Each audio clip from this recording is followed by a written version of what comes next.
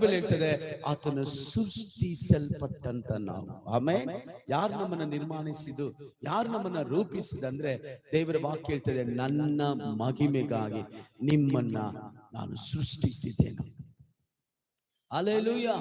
ಇವತ್ತು ನಾವು ಅನೇಕ ವಿಷಯಗಳನ್ನು ಮಾಡಕ್ ಹೋಗ್ತಾ ಇದೀವಿ. ಇಲ್ಲ, ಒಂದೇ ವಿಷಯ, ನಮ್ಮ ಲೈಫ್ ಅಲ್ಲಿ ಅವರಿಗೆ ಮಹಿಮೆ ಆಗಬೇಕು.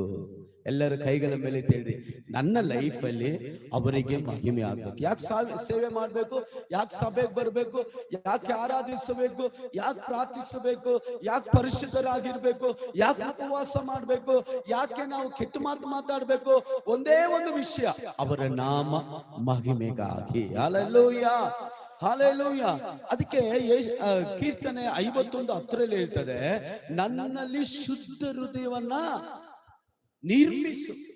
Amen, hallelujah. ಬೇರೆ ವರ್ಷನಲ್ಲಿ ನೋಡಿದ್ರೆ ಸೃಷ್ಟಿಸು.